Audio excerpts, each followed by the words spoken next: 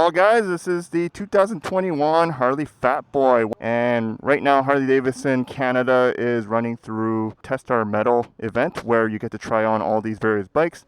And as you can see over there, the most popular one right now is the Pan America, which I will get a chance later on to ride it, hopefully. So I'm going to break up these videos in separate segments depending on different bikes that I'm trying on. But right now I'm going to go on the FatBoy, where it looks so crazy. Look at these wheels. What is this? Never seen that before. So futuristic. Now this is the bike, or at least this is the successor bike that Arnold rode on Terminator 2, the FatBoy. It was only until Terminator rode this when the popularity of the FatBoy skyrocketed to a point where they're still making these in 2021. Now let's see what it feels like when you get on the bike. It's kind of like the Softail Slim, where everything's really wide on the bottom here. You got the floorboards, which is in the front, and the riding stance is slightly forward. It's not really a huge forward control where your legs are a little bit more extended. This one, and it actually feels really comfortable. I feel like I'm very close to a 90-degree angle. The bike is 699 pounds when wet, and the controls are quite simple, same as my Iron 883, so happy about that. Turn on the ignition, and right now we're just going to go on a 20-minute ride where we follow the leader, so hopefully that turns out all right for me. Oh, buddy. Mirrors are good. Woo! This bad boy feels good. Now, I am trying this without actually doing my friction test, so I'm a little nervous, but nothing to be afraid of, right? Now, it's a single disc front brake, which I'm not entirely sure why they did that for 114.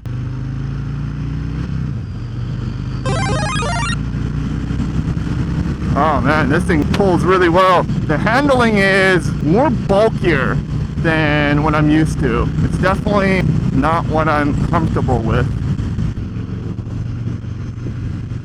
I'm in 4th gear. It is a 6-speed bike. I must say, because I didn't do my friction test with this bike, my comfort level on this bike is slightly low right now. And plus, I am also mixing it up with doing a group ride here. Now, let's see.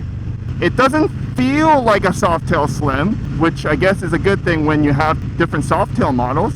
This has a 5-gallon tank, which means you can go a lot farther. Now, the bike definitely feels big. Like when I'm taking corners, I feel like I'm working a little bit harder to get that angle right to complete that turn compared to the smaller motorcycles that I've ridden in. And in fact, even the Softail Slim seemed like it handled a little bit smoother than the FatBoy here. But in terms of my rider's stance and comfort right now, it is really comfortable.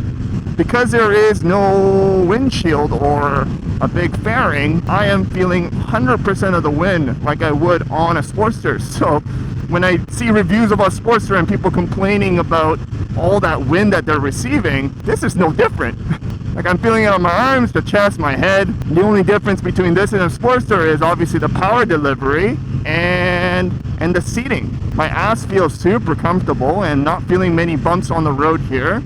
But yeah, that turning radius and the handling of this bike, it feels slightly more difficult, but it's still a nice smooth bike. I'm on 4th gear right now at about 90 kilometers per hour, and it's holding its speed really well. The power band is definitely linear. One thing I don't like right now is how low the speedometer and the instrument cluster is from my field of vision. I literally have to look down away from the road to get a reading to see how fast I'm going, and I don't really like that. I like having it in my peripherals. And then that's the live wire. It's fucking fun, eh? I feel like I'm part of a biker gang here. But yeah, it's a beefy bike. Definitely beefier than the Sportster.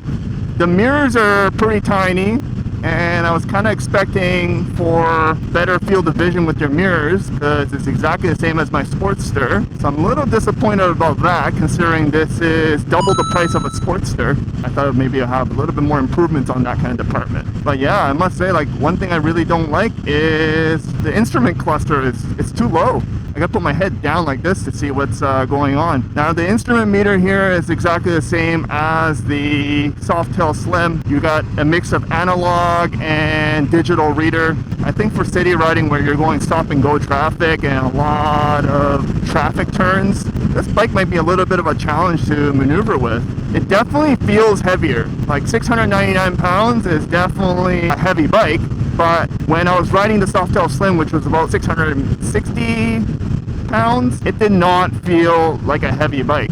But this one definitely feels heavy. But the badass feeling that I got from the Softail Slim is the same with this FatBoy. I do feel the machoism on this bike.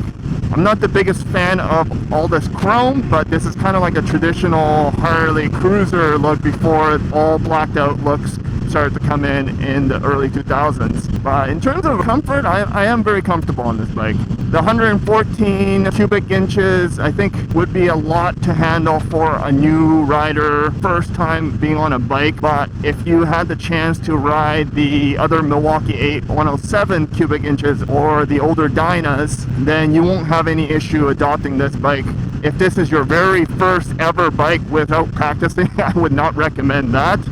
Just because it's such a beefy bike. Like even for me, I'm still a new rider, but I have roughly 7 months of riding experience now and different types of motorcycles that I had a chance to ride. And right away, I had some challenges on trying to get used to this motorcycle. I like the drag bar and the pullback. I think even the bar is actually thicker than my iron because it definitely feels girthier. Now the seat height is really low. It is definitely wider, so if you don't like having a wide stance with this big 5-gallon tank in between your legs, you might not like the seating. Your legs are touching pretty much everything, but luckily not in an area that is extremely hot. Hard to tell about the noise, but it is pretty quiet, but you can always fix that with the aftermarket parts. I must say, it's not my favorite Harley. Yeah, the cornering is definitely something that I am not used to, and it does feel rather difficult to corner with. Slow maneuver is actually not too bad. Wish I kind of started out with doing all this stuff. Well, overall first impression of this bike, I must say it was difficult to start out with just because I'm not used to just getting on the highway right away. So that's my novice mistake. But in terms of the bike itself, the handling was okay. Power delivery was awesome and the seat comfort was awesome. But other than that, if I compare the FatBoy to the Softail Slim, I would probably weigh the Softail Slim a little bit higher just because the handling of the corners of that bike and the comfort was a lot higher than this one. But the look of this bike and the history that comes with this, like, cool bike. I would not recommend this bike for your first time riders just because it's a lot to handle. As your second and third bike, definitely worth a shot. So if I do get a chance to ride a FatBoy again to do a full-on review, obviously it'll be shortened because my first impression doesn't need to be on it. Till next time, ride safe, ride prepared, ride on. Peace.